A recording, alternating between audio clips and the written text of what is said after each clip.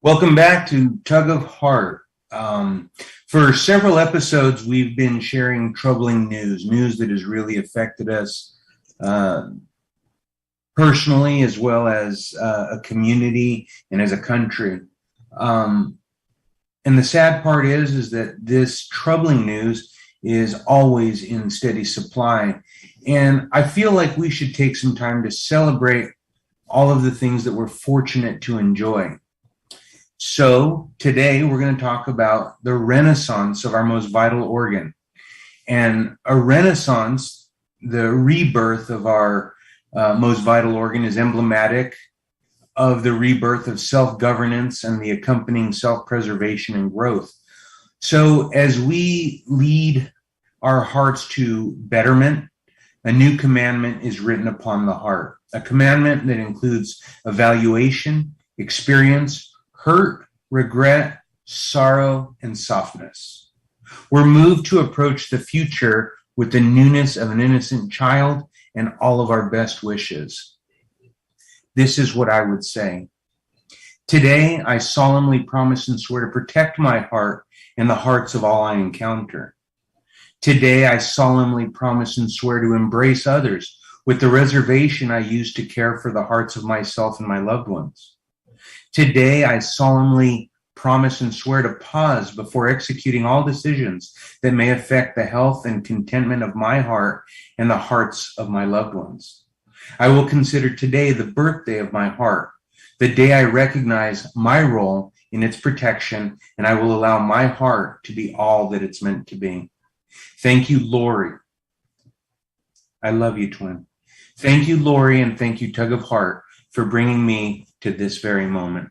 Hi, Lori. I'm so emotional. Will you send that to me while we're talking, please? Yeah. I'm going to we're gonna start a dealio with that. That's awesomeness. Awesome. Beautiful. And you think of Renaissance and like what it conjures in our mind, right? Outside of us, which points to what's important in us, because that's an expression of what was in other people's hearts. And you remind me that the heart is so much about beauty, and beauty runs as the inspiration for so many things.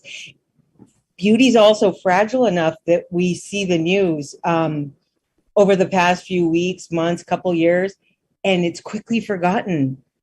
And maybe we'll get to that at the end, or we might need a second time to talk about it, because there's always these ideals and this tremendous inspiration, which is just right. Then comes kind of a maintenance and how that happens. But first, tell me how you got to this beautiful, like inauguration and like a profession of self-governance of the heart.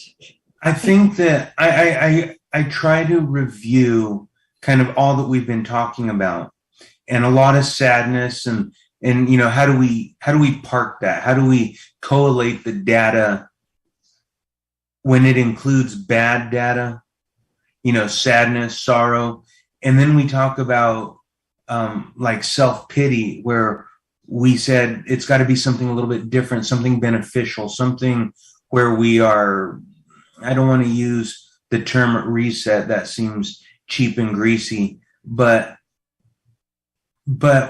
like it's literally, as we know more, whether you read a book and you implement some of the chapters of the book, or through a discussion like I've had with you, probably never have been so aware of the importance of heart health. And I'm not saying heart health as in eat your Cheerios and oatmeal. I'm talking about like, how are we really feeling? When we talk about mechanical influence, we talk about mechanical execution to bring about change and all these different things. And so it just kind of like every single day, every single moment where we look in on ourselves and we check on our heart and our feelings and our satisfaction and our generosity and our willingness to be vulnerable and all these conversations that we've had, it's like, okay, so today it's new. And we're going to live in a perpetual renaissance of the heart. Right. But we have to, well, I say we, you and I, because I can't speak for anybody else, but I want to live in a way where we handle it with the same care we would an infant that Yeah. can't care for itself. We would care for that infant because we recognize that child is there. Our heart is just there, and it's only what we do for our heart that will, foster care and kindness and commitment and a desire to reach out and kind of share with others. So that's kind of how I came to that idea. And then that idea kind of came something else. And I was kind of like, well, this should be like a pledge to ourselves, to protect ourselves, to protect our hearts, because that weighty heart it's substantial to carry around. The thing that strikes me, I just wrote down, pledge to protect the heart. When you said that, the only vision I got, and I'll go back to everything else you said, but the vision I got with the pledge was, my goodness, most of what you said felt an awful lot about a kind of outward giving and sharing and responsibility for neighbor. And I was like, I'll be darned, we probably protect our heart by going to bat for other hearts a lot too, because that's increasing its vigor and its resilience.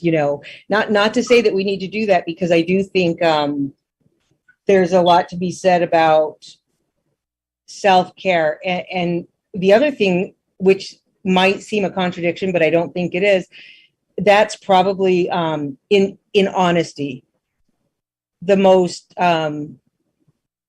humbling thing I've heard you say. And it's funny because I talk a lot about like humility, right? But humility isn't just knocking yourself down a notch or two and then oh, now I'm humble, now I've been humble.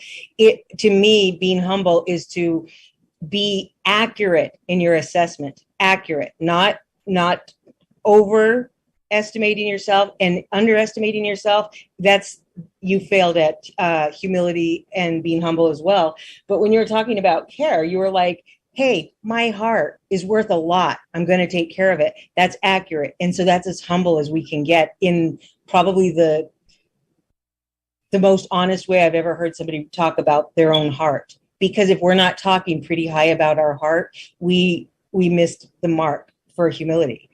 And I think that's so important in the heart, in matters of the heart, I should say.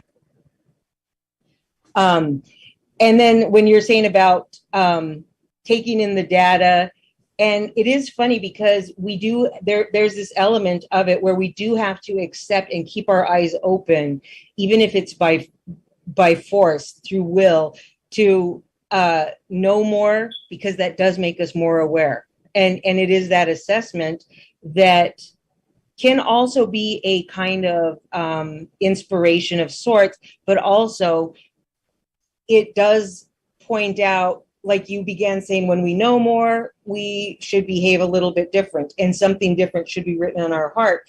But by seeing things around us, that's exactly what we're doing. We're to know where we as a society, as humanity, fall short, is to know more and to be kind of in a better position to do something about it, if that makes sense. Tell me what you think about that part, and then I'll go on to the mechanical bit. Know more, do more. I mean, but I'm saying, don't we know more by sometimes being able to identify wow, look at all this failure happening right now.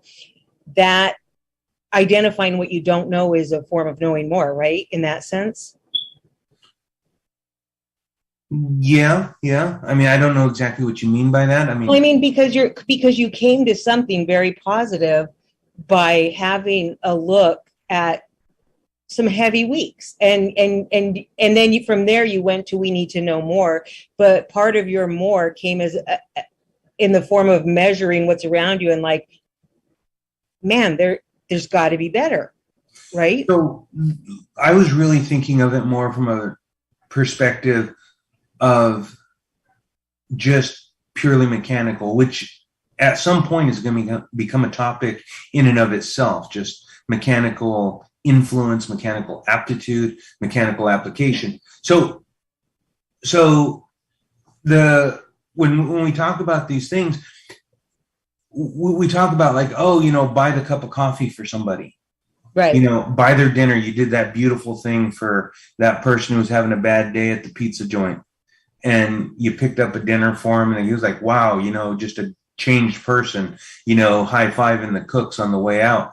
And the truth is that if we don't start internally, just in our own little person, it's nearly impossible to not implement a mechanical influence on others if we're protecting ourselves. Ooh, because right. how we interact is in large part emblematic of how we're feeling. You can have a great conversation, and then you can also have the exact same conversation but with back pain, and they're two totally different conversations. So imagine with heart pain. Right. So if you have a headache, you're not nearly as immersed in a conversation with a migraine as you would be, otherwise like feeling great, well rested, well nourished, and then you go out and you have a conversation. You're great. It's a great conversation, but that same set of circumstances with a headache is bad. So that's kind of how it just came. This is a culmination of the conversations we've been having, not so different, but it's like, let's start within ourselves and recognize the authority and the role that we play in protecting our heart and bringing about that positive feeling. Yeah. It's funny because I never have really thought about this until now, that I can remember anyways. But in a sense, it's like we also owe it to one another to be well. On a certain level, we want it for ourselves first. But when you're saying that, because and back to the mechanical part, I was thinking, you really don't want to be like, you want to be in tune with other people, but you also want to be well. Because there's like, I was thinking literally like a mechanical influence is if somebody needs to start a car, and you could be like, I just need to express pushing to them. But what if you get on the hood and you're pushing the wrong way?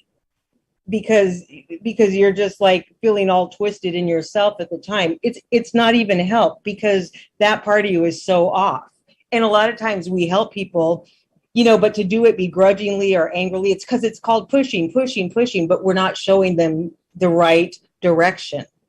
I think you're taking this in like a much more teacher student. No, I'm just picturing it. Maybe. And I think and I'm not saying that that's wrong. That's an H&L, a whole nother level. But personally, it's like, what can we do like right now in our own little bubble, so to speak, Mm-hmm. because we can't, I'm sure we've all heard it, you can't do for others what you don't first possess.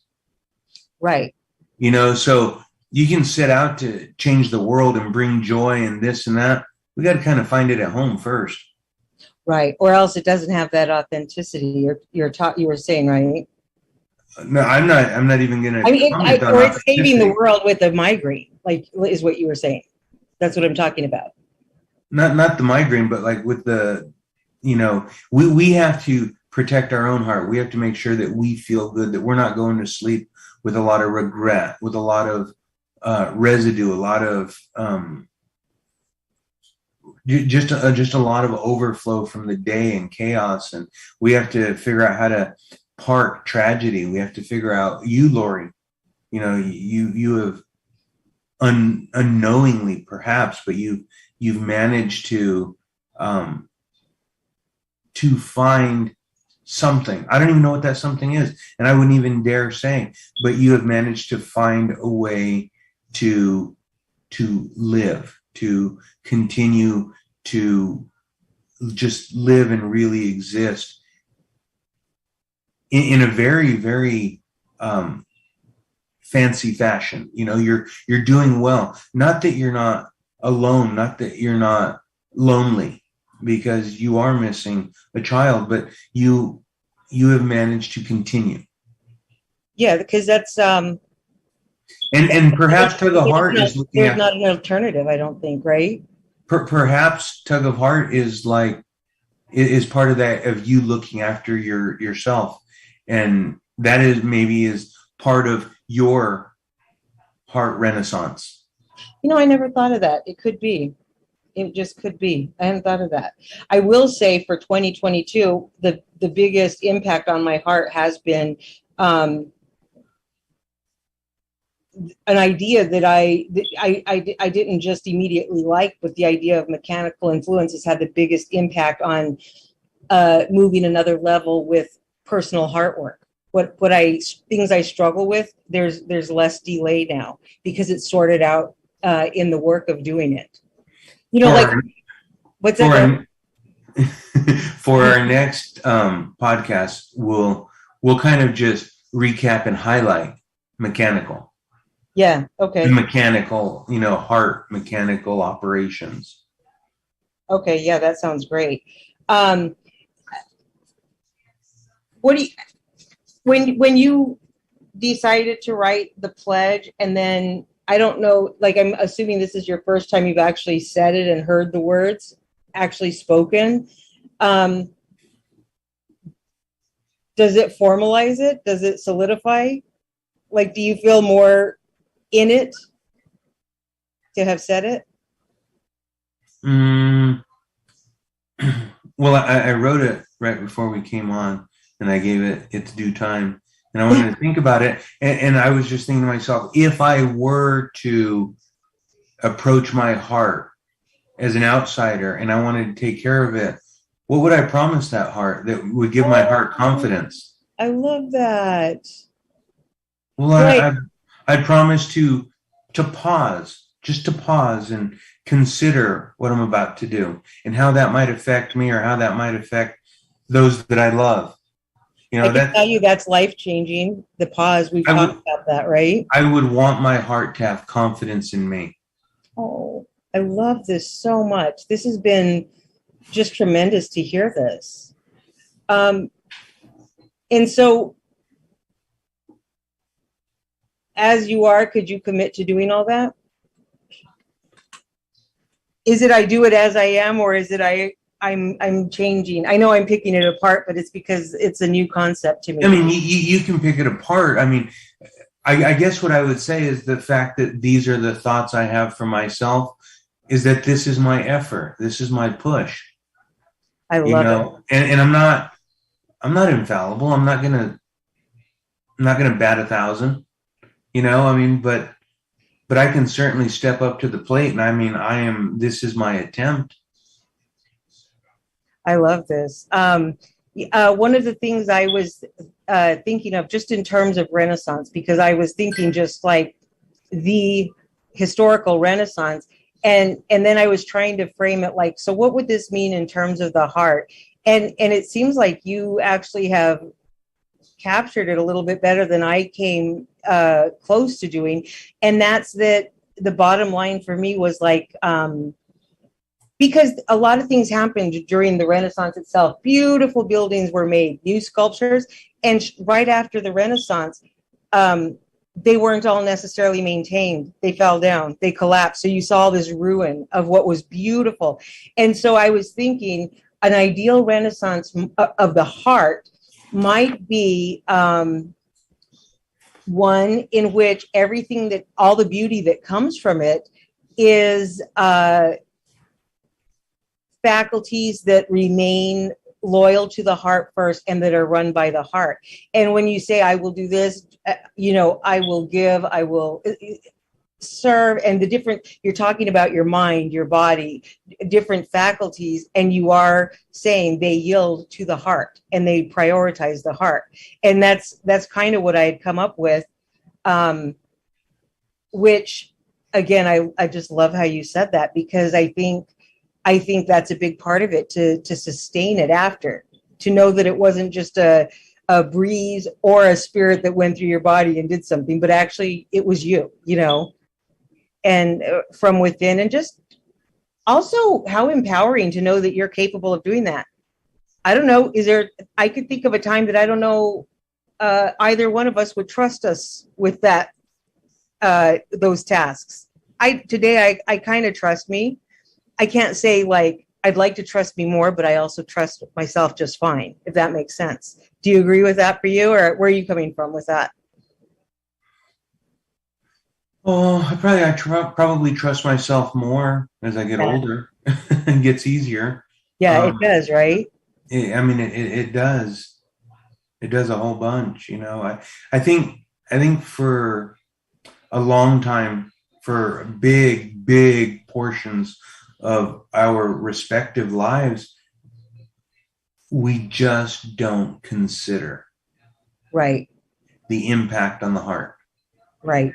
which in turn has an impact on our lives. Right. Reckless behavior creates an impaled heart, and an impaled heart creates neglect and of self-care and just kind of there, yeah. just it creates just a neglectful situation where it's like, this far gone. It happens, but we just have to. I think, Lori, at least you and I'm telling you because you're my twin, you're my other half. We must consider. That's it. All you have to do, like the rest is organic, but that is the thing. That is the mechanical application here. Consider your heart before you do what you do.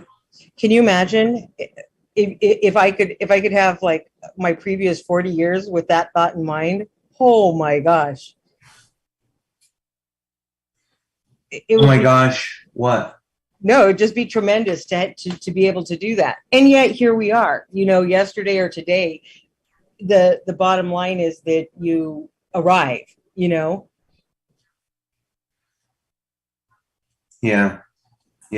Wild times. I do kind of want to, well, tell me your thoughts. And then after that, I think I even want to wrap it up on this good high note. Yeah, no, we are. I was literally going to come to an end here and say that that's it. That is, just consider your heart in whatever you do. Go out, consider it.